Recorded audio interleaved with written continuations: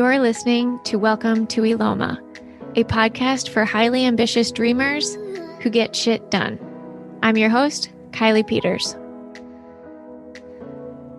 Welcome. This is a space where we talk about building intrapreneurs. So a lot of people, when I say that, are like, well, that sounds interesting. What's an intrapreneur? First and foremost, I have to say that I did not make up this word. People have been talking about this for a while.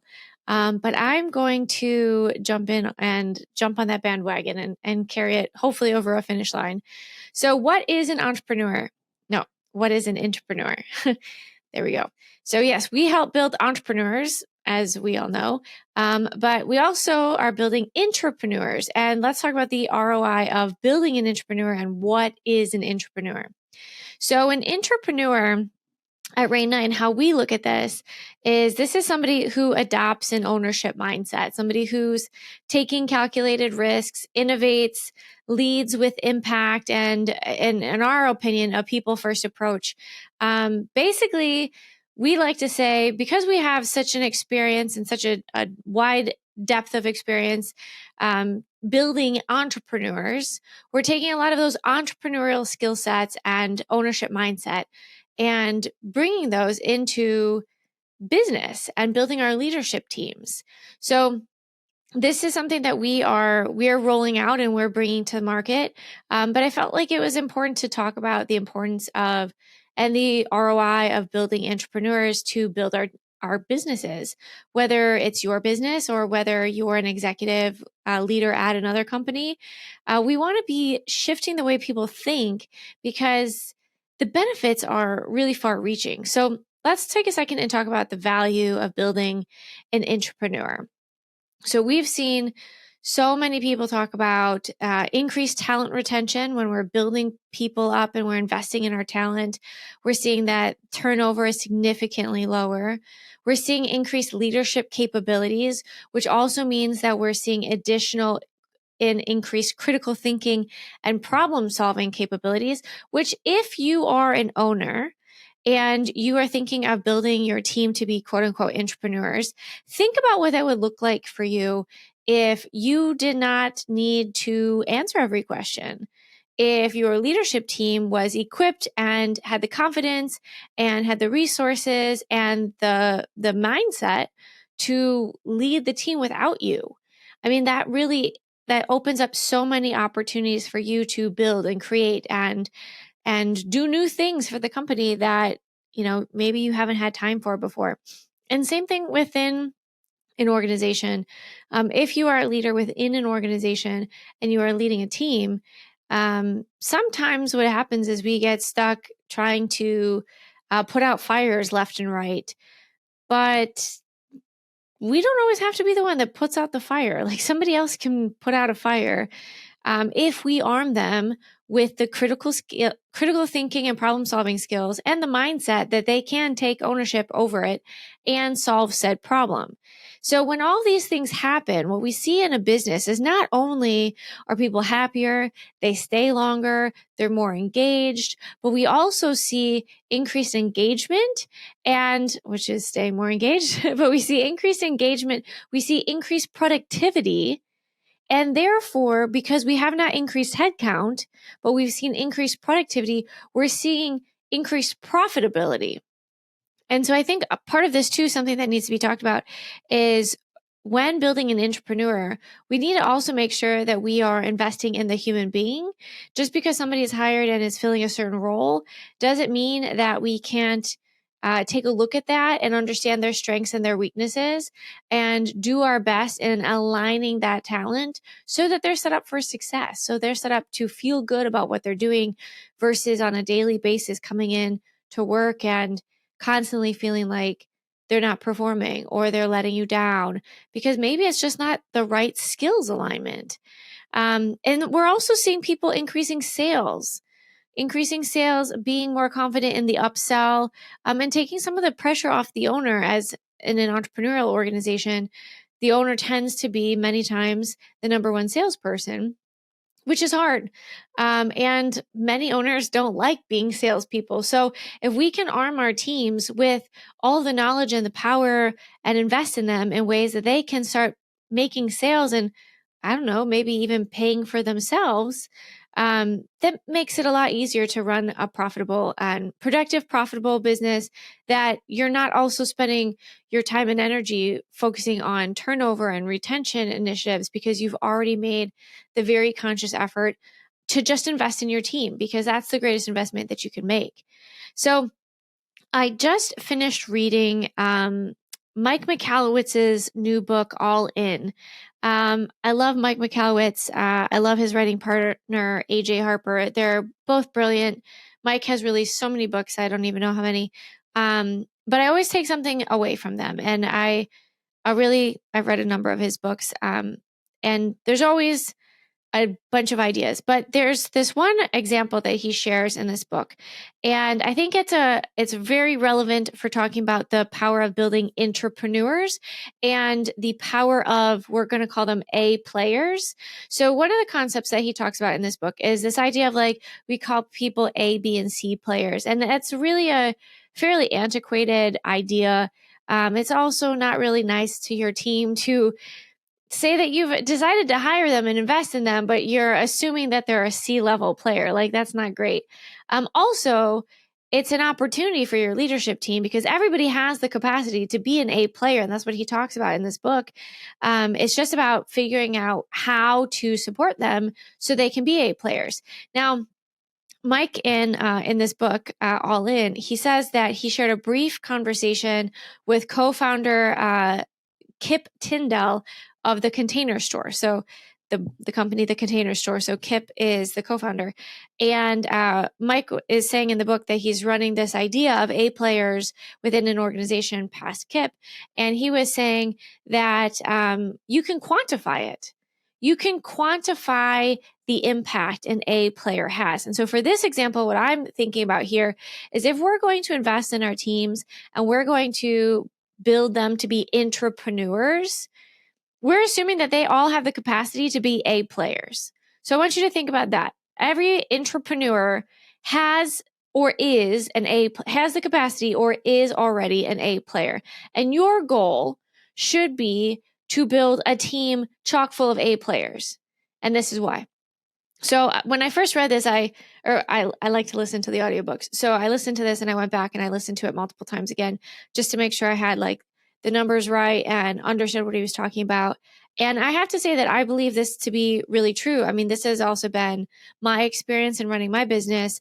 You know, when we hire A level players, you know what you're getting, right? And then there's B level and then there's C level. So the way they talk about it in the book, that Kip talks about it in the book, Kip talks about that Mike recounts in the book, is that an A player is essentially like all in. And for our purposes here, we're going to call them intrapreneurs. Like, you have an all-in intrapreneur, they're eat, sleeping, breathing the organization. They're really engaged. Everybody wants these people, right? B players do their work. They do a great job, but they're really focused on the money and wages, which is fine. We understand that everybody has a life to pay for. But when you think about where the priority is, that's not usually where you want to be playing, because the next company can come outbid you and then you've lost them, right? And then we have a C player. These people are oftentimes toxic. They're not great. They're oftentimes checked out. They are probably doing the bare minimum to not get fired. But like I said, sometimes can be really toxic. And when you have one toxic person in an organization, they can so quickly infect everybody else. So you really have to be mindful of them. But he talked about this equation that one A player equals 3 B players. 1 B player equals 3 C players. So therefore, 1 A player equals 9 C players. So just to make sure you got that math, 1 A equals 3 B, 1 B equals 3 C. So therefore, because 1 B equals 3 C and 1 A equals 3 B, 1 A equals 9 C. So 3 times 3, math. Okay, so think about this. And the way they break this down, one A player has the capacity to produce the same amount as 9 C players. 9 C players. So think about that. Right now, I don't know anybody who likes hiring people and then training them to get to the point where they can be useful, and then beyond, right?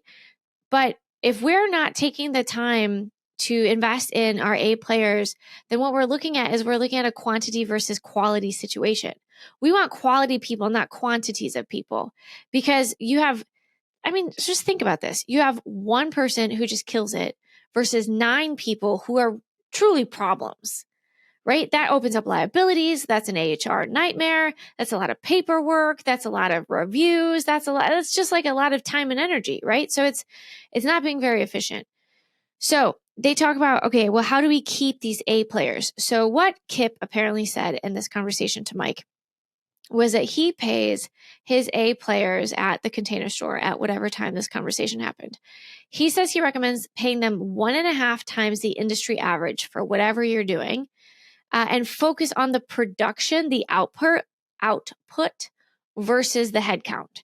Because in the conversation that Mike talks about, he's struggling to understand like how he stays afloat when in this example, Kip's competitors are things like Walmart, etc. And he says, well, I'm not focused on the head count. I'm focused on the quality of people. So I pay them 1.5 times, but I need fewer people. And so this is an example. So they talk about the example in the book, but I'm going to kind of break it down. So if you're a small business owner, this hopefully might land for you. So basically the idea here, this 1A equals 3B, 1B equals 3C, 1A therefore equals 9C, is this idea of if you invest in your team, you invest in making them all A players, or in this conversation, intrapreneurs.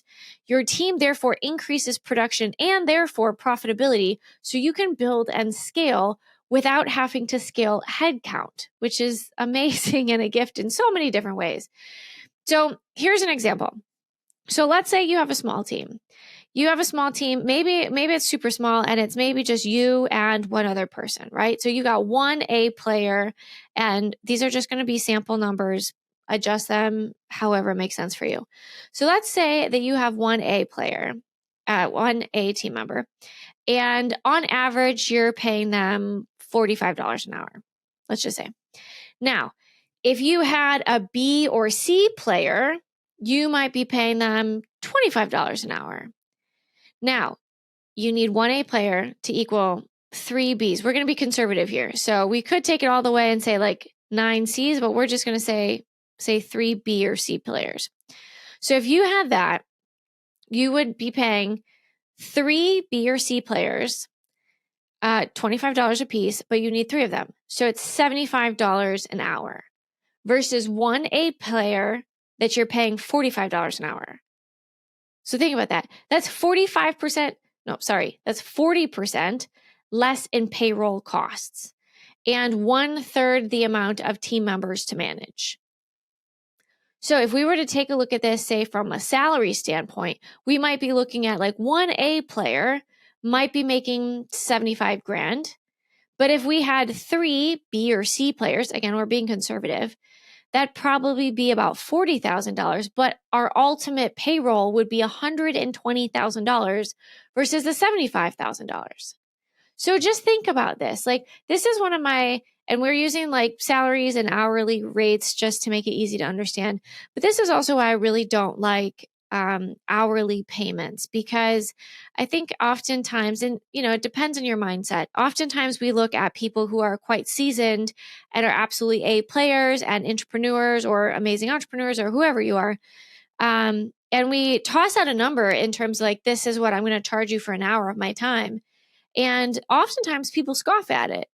People will be like, that's crazy. Why would I pay you that much per hour? It's like, well, I'm going to produce 3 times as much as somebody else that you're going to pay more than me. So you can either pay 40% more and have it take 3 times as long, and you don't know if you're going to actually get the high quality content that you want, or you can pay me, it'll take 1/3 of the amount of time and it'll save you 40%. I mean, Come on, guys. Like, we need to think through this. We need to think through this as entrepreneurs. We also need to think about this from a corporate standpoint and within organizations. So we need to think through this on all accounts, because when we invest in our teams, A, that's the greatest investment that we can make. And B, it hits the bottom line. It hits the bottom line. It makes everybody's life better, easier, etc. So here's a couple examples. I did a little bit of research to back this up. I have a friend who has invested in their team, and they have 2 employees outside of themselves, as this person is a founder. And then they have 2 employees. And over the past year or so, they've really invested in helping to build these employees into be true entrepreneurs, and therefore also sales engines. And so what the output of this has been is their team, the team, not the founder, but the team ended up producing 40% of all revenue in 2023. 40%. I mean, that allowed them to grow significantly. It also allowed the founder to not be the only salesperson. It also allowed the founder some time to sit back, think about how they can really reinvest in the business and do bigger, better things and build the company in different ways, build additional revenue streams, et cetera, right? Without having to always be the one that is the only person bringing in sales. So that's one example from an entrepreneurial standpoint.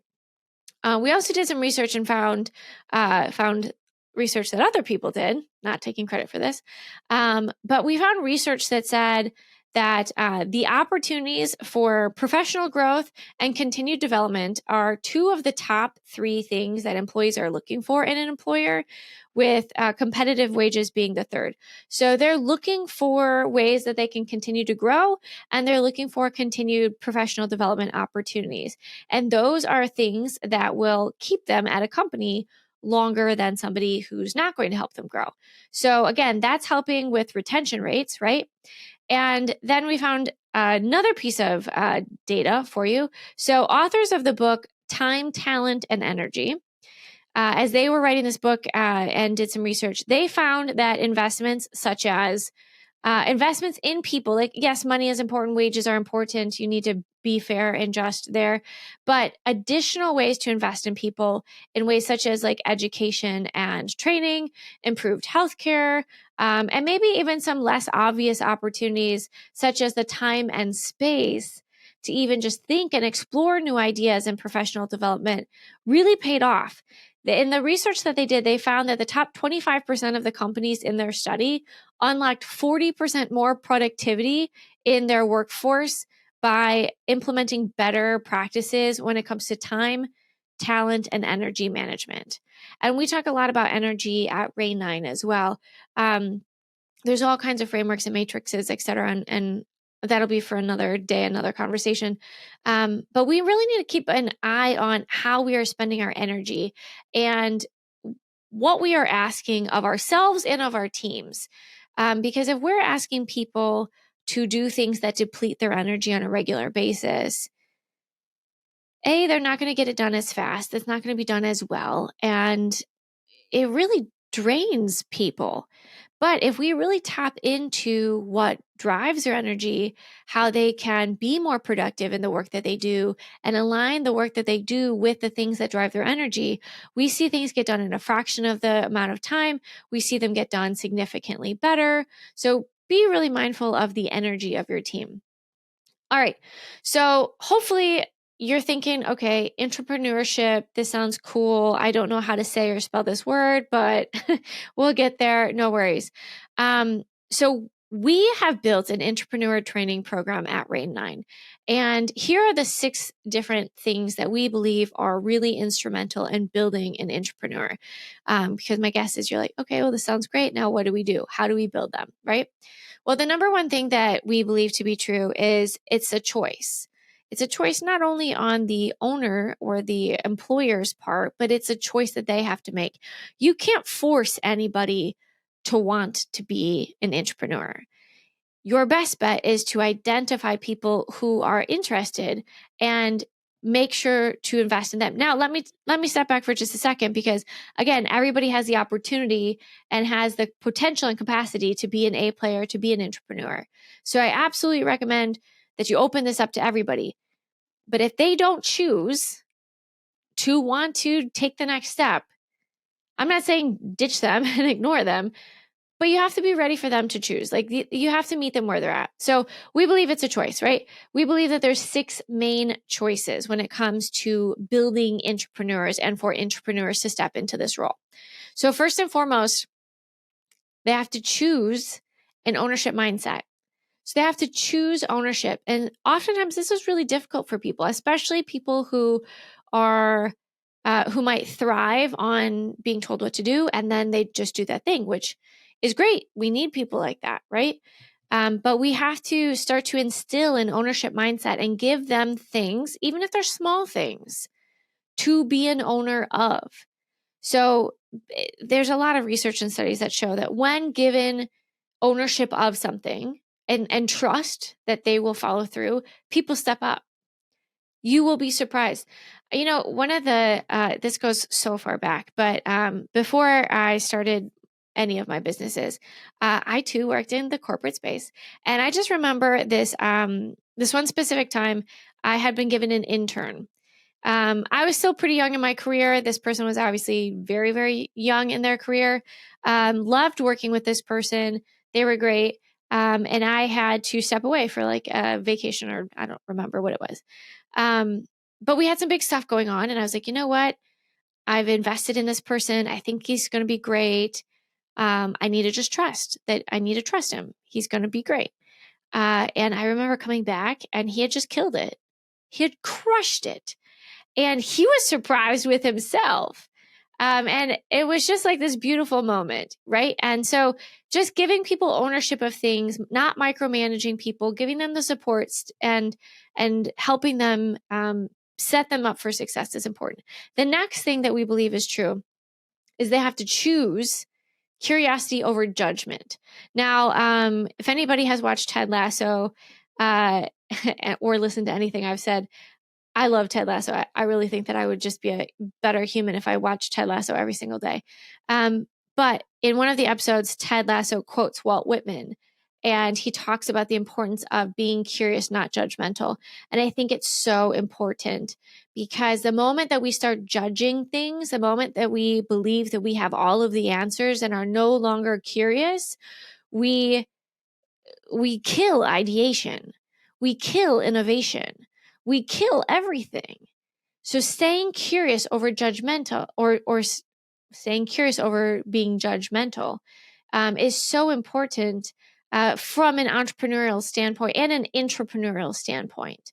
Again, we're taking a lot of entrepreneurial ideas and topics and bringing them into an organization to help the leadership team. So helping them stay curious versus judgmental is really important, and continuing to foster innovation and possibility and whatever new things might be on the horizon.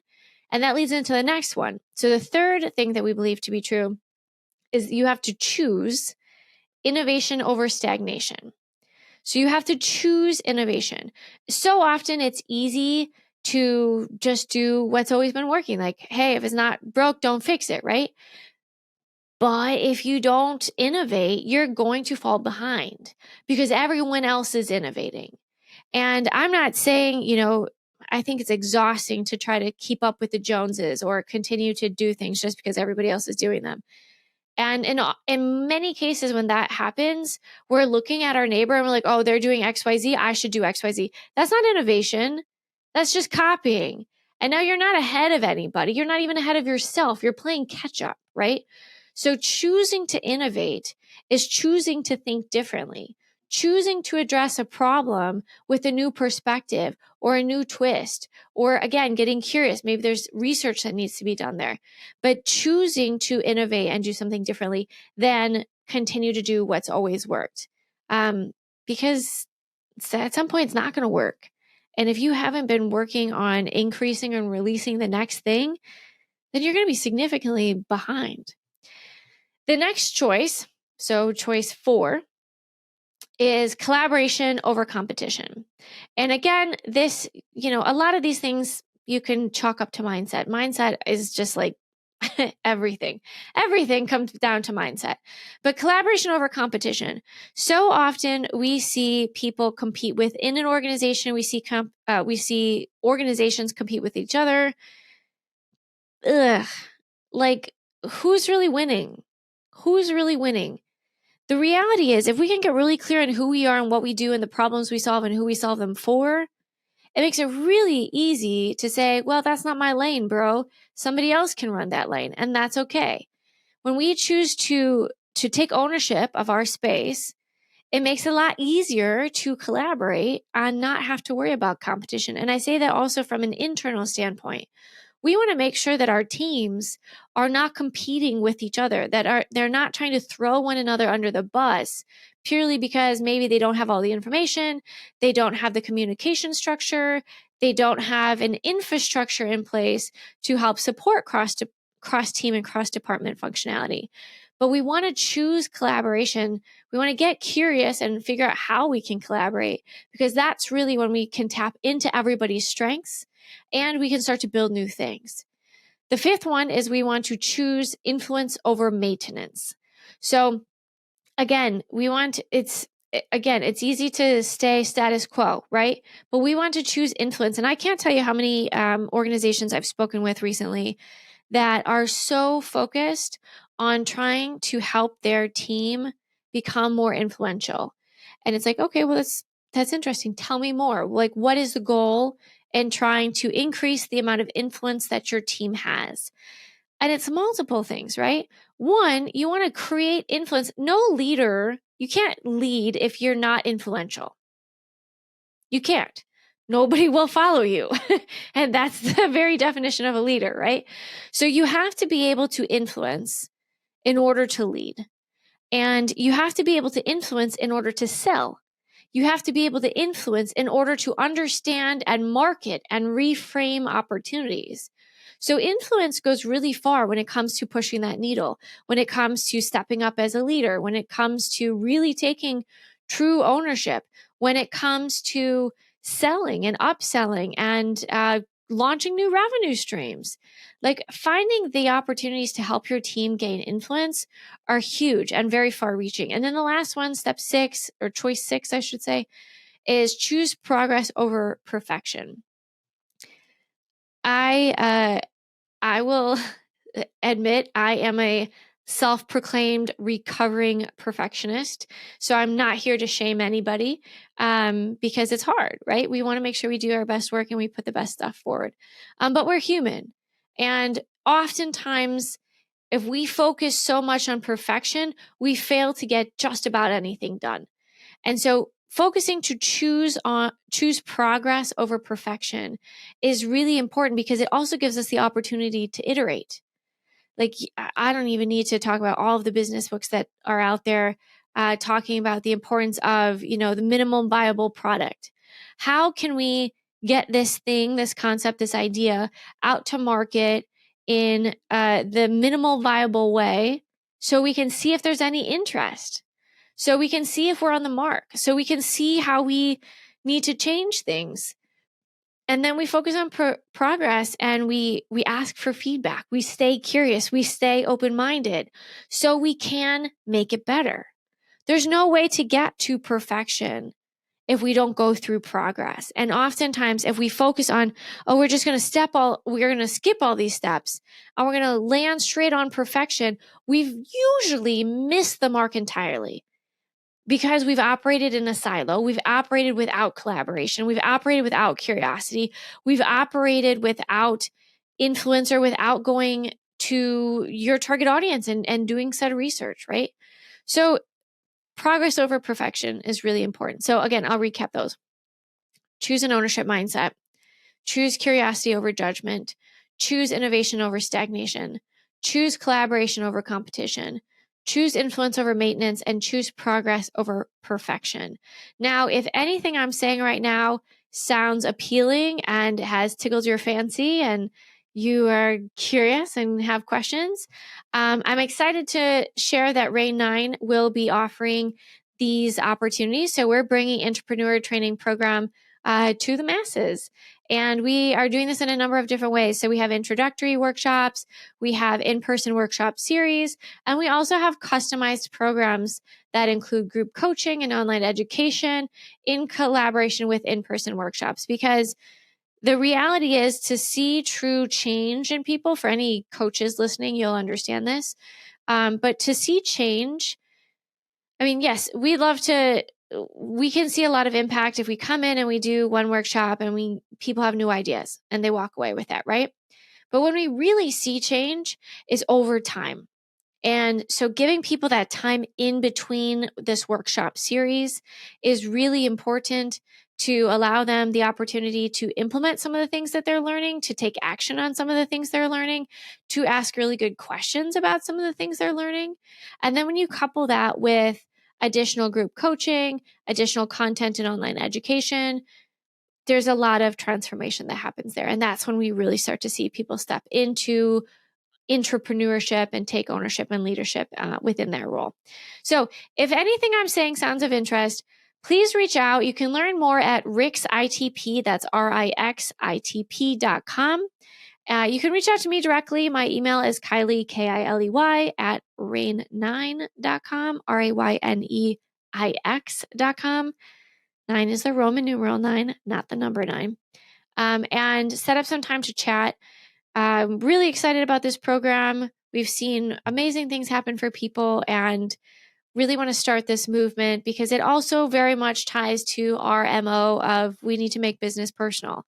We need to make business personal if we want to live the lives that we desire for ourselves and our families and allow our teams to do the same things.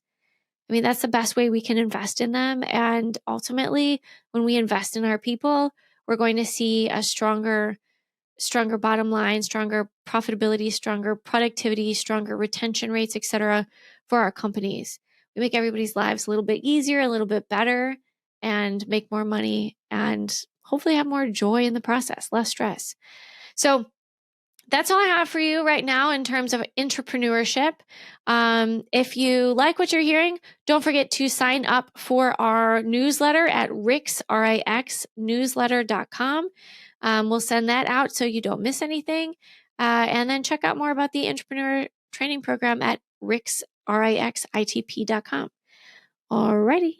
Thank you so much. To continue learning how to better build your business and make your vision a reality, subscribe to the Welcome to Eloma email list at welcometoeloma.com.